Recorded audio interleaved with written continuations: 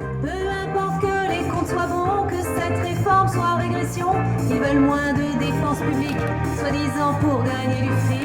Et c'est surtout troquer nos vies pour le profit des fonds de pension jusqu'au tombeau.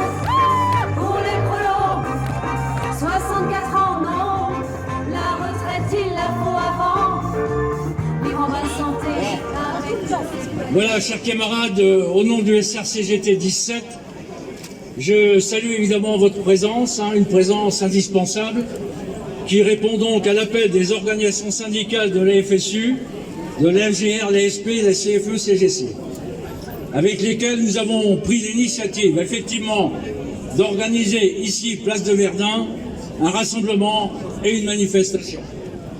Je salue les camarades des Charentes, je salue les camarades également des Deux-Sèvres, qui nous font l'honneur d'être présents à cette manifestation, qui est compris, comme vous le savez, quand même dans une manifestation régionale ou ancienne région Poitou-Charentes.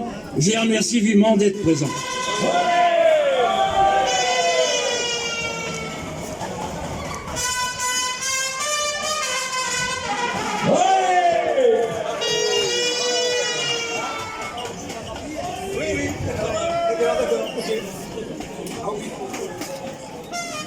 La loi de financement de la sécurité sociale 2025 est une loi d'austérité avec une augmentation minime de l'ONDAM hôpital.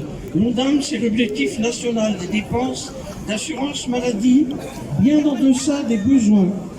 Une baisse des indemnités journalières de 100% à 90% des agents de la fonction publique et arrêt maladie. La Sécu, on s'est battu quand on l'a créée, on se battra pour la garder. La Sécu, on s'est battu pour la gagner, on se battra pour la garder. La Sécu, on s'est battu. Ici à La Rochelle, nous ne sommes plus en conclave, mais bel et bien dans la rue, ensemble, pour dénoncer une politique contraire à toute évolution sociale. La Sécu, camarades, c'est un patrimoine commun. Et voilà pourquoi nous sommes ici, pour rappeler que cette conquête historique, c'est d'abord le fruit des grandes luttes syndicales.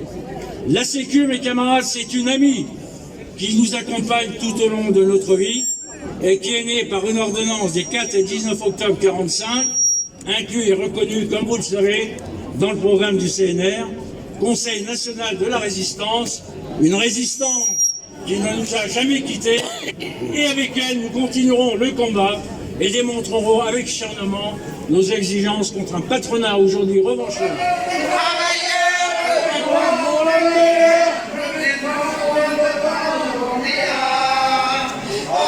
Le patronat dit qu'il n'y a pas d'argent. Cela ne l'empêche pas d'encaisser 74 milliards d'aides publiques. Maintenant, on va vous distribuer un sac de survie, comme on l'entend depuis quelque temps. Macron dit pouvoir trouver alors 100 milliards pour développer une des défenses de l'armée européenne. C'est exactement la somme, camarades, cumulée sur 10 ans des profits engendrés par les entreprises du CAC 40 et qui continuent d'être alimentés par l'exploitation au travail.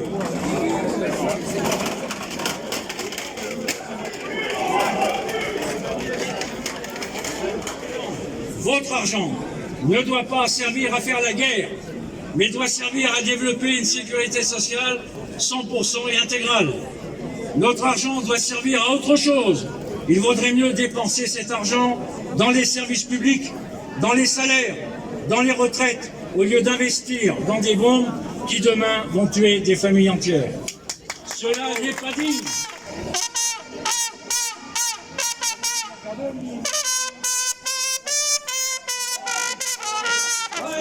Alors, le père Bérou. Le père Bérou nous avait conviés à un conclave, qu'il sache que nous y sommes rentrés. C'était pour en sortir avec des solutions et des avancées sociales. Ici, place de Verdun, qu'ils entendent bien l'expression d'une grande colère. Car, camarades, les retraités ne sont pas dupes. Après le rapport de la Cour des comptes, après les arguments du corps, stop au mensonge à la volonté de détourner nos cotisations sociales et de s'emparer de la masse financière que cela représente. Car d'abord, il faut dire que les retraités ne sont ni des privilégiés, ni dans 18 millions de retraités. 60% aujourd'hui, mes camarades, perçoivent une retraite inférieure au SMIC. 31% des retraités gagnent moins de 2 000 € par mois, dont 74% parmi les femmes. 11% des retraités vivent en situation de pauvreté, voire de misère, avec pour certaines une pension moyenne de 790 € par mois. 700 000 retraités aujourd'hui n'ont pas de complémentaire santé ou de mutuelle. Enfin, 1,6 million ne se soignent plus ou très peu. Mais la réalité aujourd'hui, elle est plongée dans un paradoxe social qui doit être non seulement dénoncé, mais combattu par l'ensemble des salariés actifs et retraités.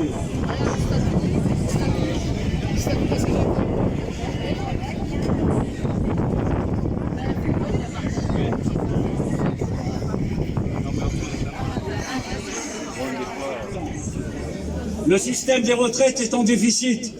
Faux. Selon le corps, il n'y a pas aujourd'hui de promesse structurelle de financement. Des solutions existent en termes de recettes. 11 milliards d'euros en imposant l'égalité femmes et hommes au travail. Qu'ils agissent politiquement sur les 7 à 8 milliards de fraude fiscale aujourd'hui reconnues. Qu'ils aient un peu de courage politique, car 14 milliards disponibles tout de suite en taxant les hauts revenus financiers. La retraite par capitalisation, on nous dit c'est une bonne alternative. Faux, camarades, c'est dangereux, car aucune garantie de revenus, car pas de solidarité entre les générations seules, et ceux qui auront les moyens pourront alors se soigner.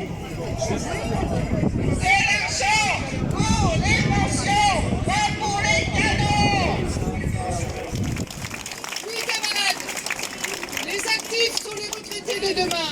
Et il est normal, absolument normal, que nous soyons avec vous, à vos côtés, pour défendre les revendications des salariés, mais aussi des actifs. Notre secrétaire générale était à la télé hier soir et elle a annoncé la sortie de la CGT du conclave. Il ne pouvait pas en être autrement. Nous voulons la retraite à 60 ans et pour y aller on avait demandé à ne pas imposer celle qui est aujourd'hui à 64 ans et revenir à 62 ans, et c'était possible. Des finances il y en a, mais il faut les prendre, l'argent il faut le prendre là où il y en a, c'est-à-dire dans le patronat et notamment les grandes entreprises.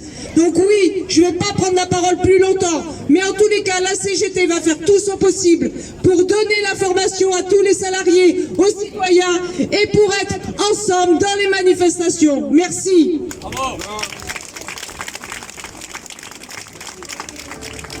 Mais les précaires vont crever, nous on veut vivre, pas juste survivre. Vivre dignement, vivre décemment, profiter de nos petits-enfants. La retraite à 60 ans, bosser mieux et moins longtemps.